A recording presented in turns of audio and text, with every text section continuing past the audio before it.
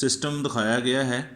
इसमें एक table show किया गया है। इस टेबल के ऊपर एक जिस्म पड़ा है और एक पुली के साथ, ये रस्सी के साथ दोनों जिस्म बांधे गए हैं। और ये जिस्म जो है ये वर्टिकल डाउनवर्ड मूव कर रहा है, इसकी मोशन जो है वो नीचे को है। और जो हॉरिजेंटल सरफेस जो टेबल के ऊपर जिस्म पड़ा हुआ है उसकी मोशन जो है वो हॉरिजेंटल। अब ये दोनों के हम टेंशन कैसे फाइंड करनी है, इसमें एक्सेलेरेशन कैसे फाइंड करते हैं। दोनों में फ़र्क ये है कि कल वाला जो सिस्टम था उसमें दोनों जिस्म एक रस्सी से बांधे गए थे और दोनों पुली के ऊपर से गुजार के एक की मोशन डाउनवर्ड थी, एक की मोशन अपवर्ड थी।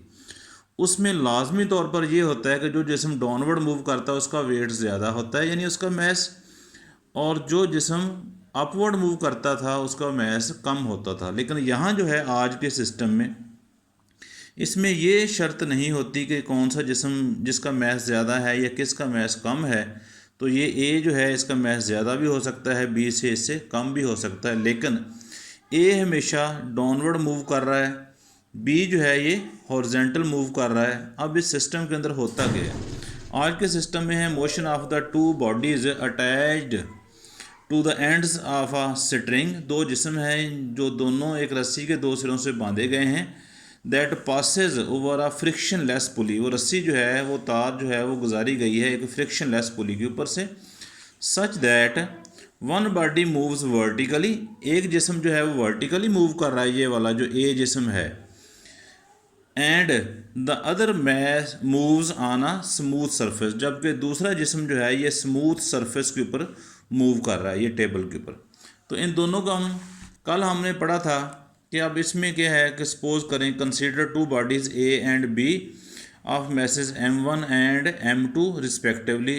सपोज करें हमारे पास दो जिस्म हैं, एक ए और बी, एक का मैस m1 है, दूसरे का मैस m2 है। जिसका मैस m1 है उसका वेट w1 बनेगा, जिसका मैस m2 है उसका वेट w2 बनेगा। आगे उसने कहा attach to a ends of a string, जो दोनों जिस्म एक रस्सी के सिरे से बांधे गए हैं। Body A moves vertically, body A जो है वर्टिकली डाउनवर्ड मूव करता है। And since the string is inextensible, चूँकि रस्सी जो है उसमें लचक नहीं है, therefore body B moves horizontal surface with same acceleration, इसलिए बॉडी बी जो है जितनी मोशन ए की होगी, जितना एक्सेलेरेशन ए का होगा, बॉडी बी का भी सेम एक्सेलेरेशन होगा, उतनी मकदार में ही वो मूव करेगा वो, लेकिन वो हॉरिजेंटल सरफेस के ऊपर करेगा। अब दोनों जिस्म के ऊपर हम नेट फोर्सेस फाइंड करते हैं कितनी कितनी एक्ट कर रही है। अब ए जिस्म को अगर गौर करें तो ए के ऊपर दो फोर्सेस एक्ट कर रही हैं, एक उसका वेट जो डाउनवर्ड मूव कर रहा है और दूसरी उसकी टेंशन जो उसकी अपवर्ड मूव कर रही है। अब वेट और टेंशन दोनों अपोजिट डायरेक्शन में हैं, वेट ज़्यादा है टेंशन कम है, इसलिए ये जिस्म डाउनवर्ड मूव कर रहा है। तो जिस तरह हमने कल फाइंड किया था कि जिस्म ए डाउनवर्ड मूव कर रहा था, उसकी नेट फोर्स जो आप फाइंड करेंगे। अब हम इसके ऊपर आते हैं। Since body A moves downward, चूँकि बॉडी ए जो है ये डाउनवर्ड मूव कर रहा है, देयरफॉर इट्स मैस या its weight m1g is greater than the tension T in the string. चूँकि जिस्म ए जो है ये नीचे को मूव कर रहा है डाउनवर्ड, इसलिए इसका मैस जो है ये ज़्यादा है या इसका वेट ज़्यादा है इसकी टेंशन से। अब net force acting on body A, अब जिस्म ए के ऊपर जो नेट फोर्स अमल कर रही है वो इक्वल टू बनेगी m1g माइनस टी। ये हमने कल भी फाइंड किया था। According to Newton second law of motion, इसी चीज़ को हम नेट फोर्स को न्यूटन के सेकंड लॉ से कंपेयर करते हैं तो m1g minus T equal to आ जाएगा m1a। ये हमारे पास एक स्टेटमेंट बन गई है, एक इक्वेशन बन गई जिसको हम दे देंगे नंबर 1। अब हम बी जिस्म के ऊपर आते हैं। बी के ऊपर गौर करें, इसमें 3 फोर्सेस एक्ट कर रही हैं। पहली फोर्स इस जिस्म का, इस बॉडी बी का वेट है जो डाउनवर्ड मूव कर रहा है। दूसरी फोर्स इस टेबल का रिएक्शन है जो ऊपर को मूव कर रहा है, अपवर्ड एक्ट कर रहा है। अब ये दोनों फोर्सेस वर्टिकली हैं, एक वर्टिकली डाउनवर्ड मूव एक्ट कर रही है और दूसरी फोर्स वर्टिकली अपवर्ड एक्ट कर रही है। तीसरी फोर्स टेंशन है इस रस्सी के अंदर जो इस जिस्म को खींच रही है हॉरिजेंटल सरफेस के ऊपर। 3 फोर्सेस हैं, एक वेट, एक टेंशन और एक टेबल का या उस हॉरिजेंटल सरफेस का रिएक्शन। इन तीनों में अगर आप रिजल्टेंट फाइंड करनी हो फोर्स, तो पहले हम वर्टिकली कंपोनेंट को ऐड करते हैं। चूँकि बॉडी बी जो है वो रेस्ट में है वर्टिकली, यानी ना वो वर्टिकली ऊपर जा रहा है ना वर्टिकली नीचे आ रहा है, यानी वर्टिकली उसमें कोई मोशन नहीं है। अगर वर्टिकली कोई मोशन नहीं है तो इसका मतलब है कि जो वेट है और जो टेबल का रिएक्शन है, ये दोनों फोर्स सेम हैं और इक्वल मैग्नीट्यूड में हैं, अपोजिट डायरेक्शन में हैं।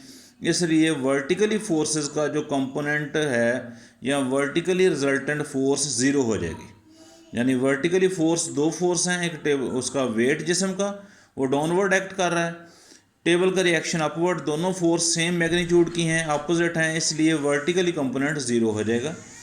एक तीसरी फोर्स है जो हॉरिजॉन्टल मूव कर रही है, वो एक ही फोर्स है जो टेंशन है।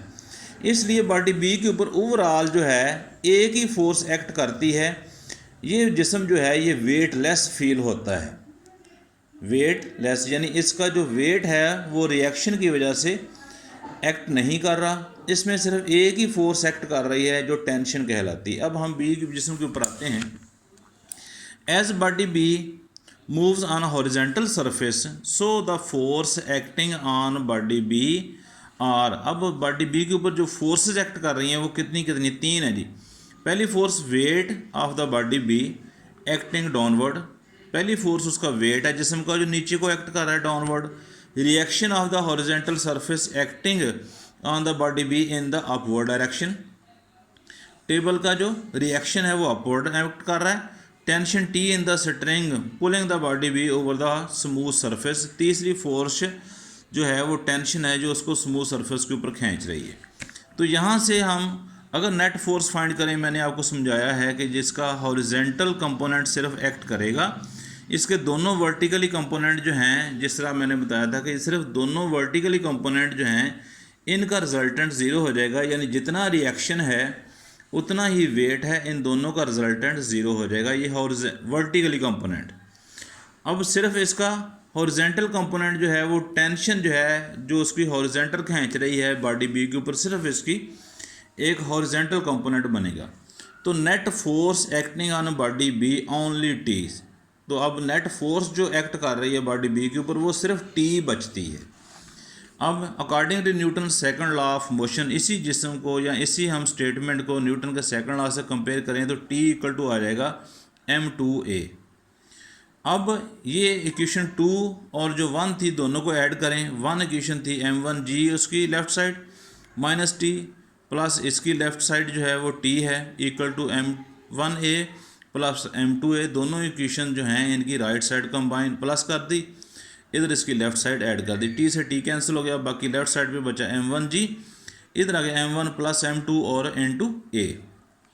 अगर यहाँ से आप a का फार्मूला निकालें तो ये m1 प्लस m2 दूसरी तरफ जाके डिवाइड हो जाएगा, तो इस तरह a का जो फार्मूला वो बन गया m1 over m1 plus m2g। तो ये आपके पास प्रूव हो गया एक्सेलेरेशन फाइंड करने का फार्मूला। अब आपके पास टेंशन का फार्मूला भी आपने ऊपर लिखा था m2a, इसी फार्मूले को नीचे लिखें और a की जगह भी आपने जो प्रूव किया है वो यहाँ पुट कर दें और दोनों m1 m2 से मल्टीप्लाई हो जाएगा, साथ g आ जाएगा और नीचे आ जाएगा m1 प्लस m2। तो इस तरह t का फार्मूला भी प्रूव हो गया, ये एक्सेलेरेशन का फार्मूला भी और t का फार्मूला भी हमने प्रूव कर दिया। तो बेटा ये आज का सिस्टम है। हम में आज और कल वाले लेक्चर में फ़र्क क्या है, कल वाले लेक्चर में दो जिस्म जो थे वो दोनों वर्टिकली मूव कर रहे थे, एक वर्टिकली अपवर्ड एक वर्टिकली डाउनवर्ड। आज वाले लेक्चर में क्या है कि दो जिस्म हैं, दोनों रस्सी से बांधे गए हैं, एक वर्टिकली डाउनवर्ड मूव कर रहा है जिसको ए कहते हैं और बी वर्टिकली और हॉरिजॉन्टल सरफेस के ऊपर मूव कर रहा है। एक की मोशन हॉरिजॉन्टल है और दूसरे की मोशन वर्टिकल है। अगर इस तरह की कंडीशन हो तो तब हम टी कैसे फाइंड करना है, इसका एक्सेलरेशन कैसे फाइंड करना है, तो ये दोनों प्रूव करने के लिए हमने आज ये प्रूव किया सारा। तो ये अपने प्रूव जो है इसको लर्न करना है, इसको राइट डाउन करना है, होमवर्क भी करना और आपने इसको लर्न भी करना है। जज़ाकल्लाह।